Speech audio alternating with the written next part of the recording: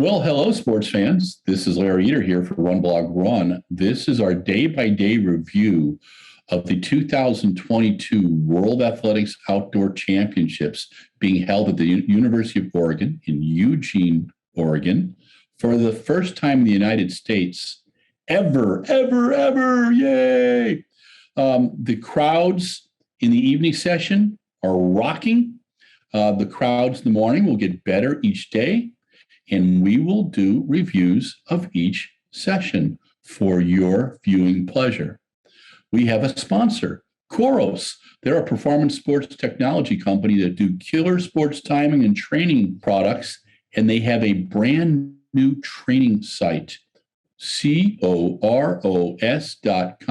Check it out. My buddies who have tried the sports timing devices, which I call watches, love them, covet them. They think they're right. Emma Coburn is using it. Emma Bates is using it. Jeffrey Kemwarer is using it. Elliot Kipchoge is using it. Why don't you? So thanks again to Khoros for coming on board as a sponsor of our World Championships coverage. And I hope you enjoy our reviews. Well, hello, sports fans. Larry Eater here. This is day 4 of the 2022 World Athletics Outdoor Championships. We're covering July 18th, 2022, and we're going to start with the women's marathon. And what a marathon it was. 3-loop course, 14K between Eugene and Springfield, using the old Nike OTC course, as well as the 1972 and 1976 Olympic trials courses. So there's different parts of all of those in there. What I recognized, since I ran the 83 Nike OTC, was the lovely upgrade about 35K. I think it's about 11K, and it's rather significant. It wore me out in 1983, so my guess is it wore these folks out now. The race came down to a battle between Judith Courier, Goitem Ghebreselassie, and they battled almost to the finish. Goitem Ghebreselassie took the lead with 2K to go.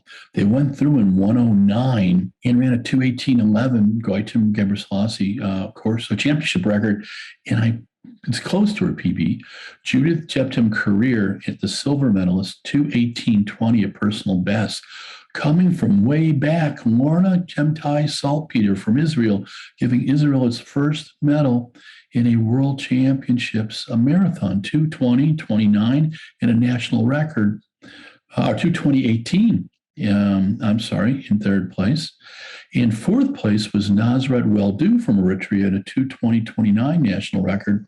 But here's where it gets interesting. Running in a pack way behind the leaders, because the leaders went out insane. They hit 16:10 and 32:29, then slowed down, then came back up. Sarah Hall, Emma Bates, Kira D'Amato, and Jess Pasiaki ran together for most of the race. Sarah Hall took off at about 30K, and she ended up in 5th in 2:22:10, her seasonal best. In 6th was Angela Tanui from Kenya in 2:22:15. In 7th, Emma Bates, 2:23:18 PB, and in 8th, Kira D'Amato, 2:23:34. And Jess Pasaki, from Team Great Britain, was 12th in 2:28:41. But what was interesting was this race was insane. And early on the route, Chepngetich, the world champion from Doha 2022, was running and looking good up front. They really went out hard. There was a pack of 8. But Chepngetich left the course at 19K with stomach distress, and that was her defense of 2019 ended there. It was a wonderful course. The weather was very, very good. Goitem Ghebreselassie from Ethiopia, she completed the marathon wins for Ethiopia. Tamarat Tola won the day before, as you recall. And again, Judith Courier in silver, and Lorna Chemtai Saltpeter in bronze. The U.S. team was the best team finish, 5th, 7th, and 8th. Probably the best performance by women in a world championship in a long, long time. Now, I remember a U.S. medalist, a bronze medalist back in 1987. And if someone can figure out who that was and send me an email at runblogrun@gmail.com, I'm going to send them Bourbon is whiskey, Larry t-shirt, courtesy of Brooks. How's that? Men's high jump. This is a lesson in how to do it, kids. Coaches should look at this tape of the men's high jump for many years into the future. The story was Mutaz Essa Barshim, the Olympic co-champion. Barshim kept it. Let me just explain. I want to get some detail in here so you guys can really understand this. Mutaz Essa Barshim did 1, 2, 3, 4, 5, 6, 7, 8 jumps. He cleared heights on 7 jumps, first attempts.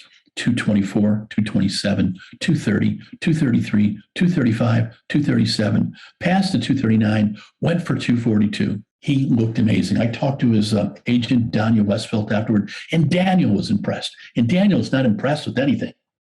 Second place was San Hyuk Woo, the world indoor champion, who went out at 235, second attempt, did a one attempt at 237 and tried for the win with 2 attempts at 239. Didn't make it. And in third place, Andrea Protashenko from the Ukraine.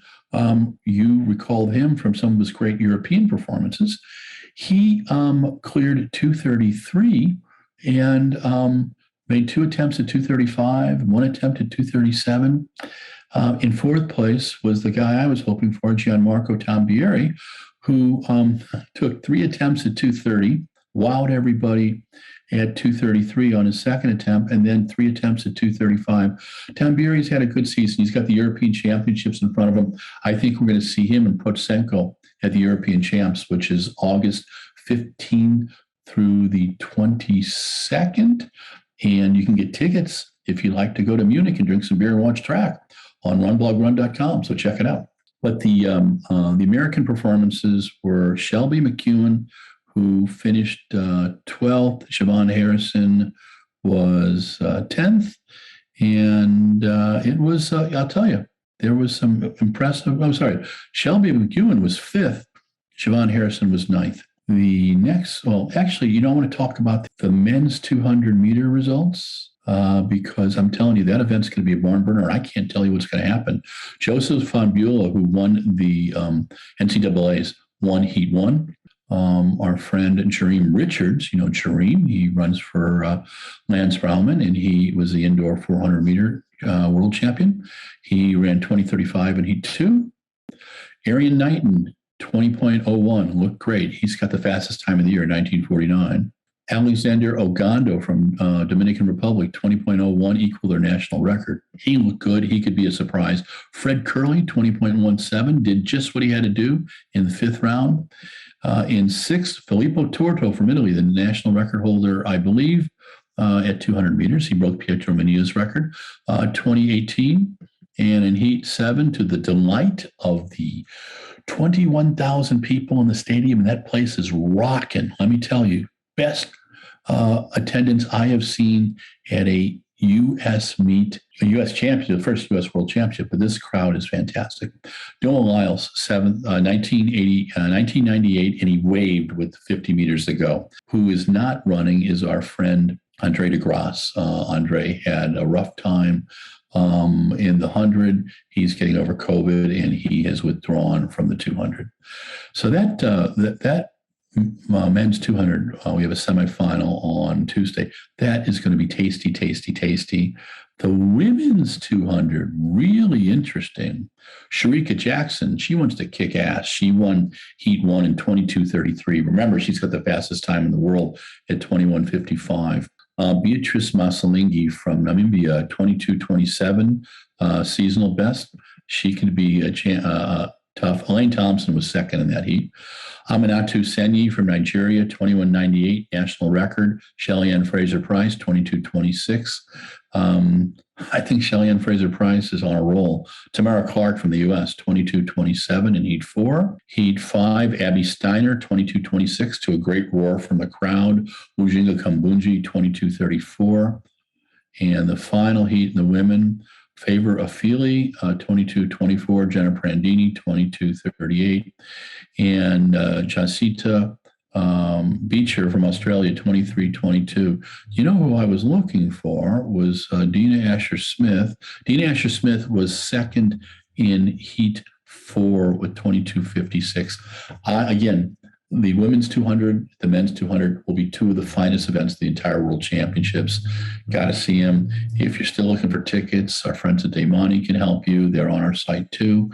There are some tickets available, but that place is rocking. Okay, we now have three finals that we're going to be talking about.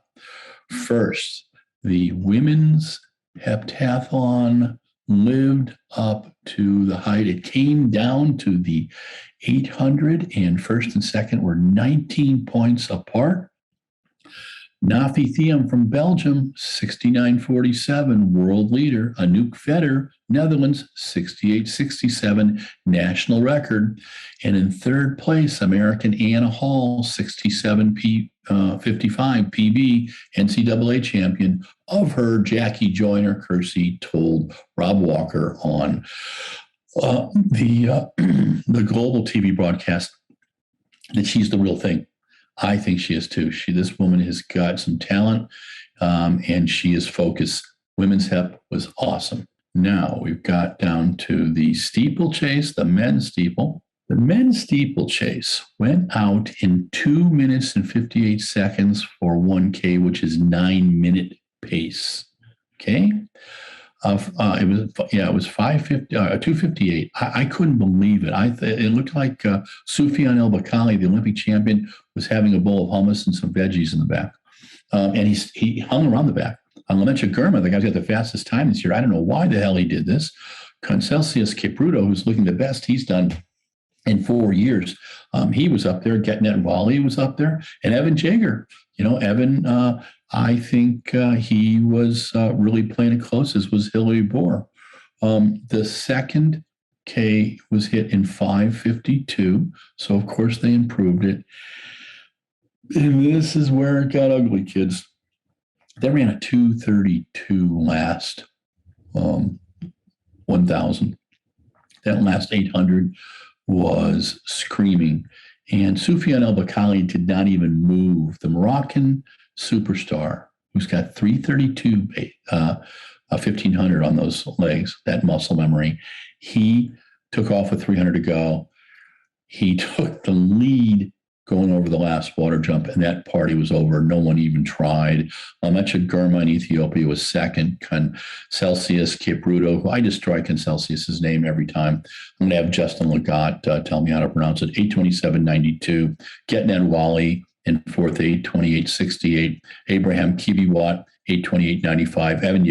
Evan Jager, sixth in 8:29.08. I believe Evan could have medaled, but I got to tell you, I'm so proud of him. Evan Jager is one of the most talented athletes in the world. I saw the near perfect race in 2015 when he cleared 27 of the 28 barriers and all the water jumps. He clipped the last barrier, got up, rolled over. I hollered the F word with about 40,000 screaming Frenchmen around me, and just begging him to finish. And he got up and finished in 8 minutes, 00.45, the American record.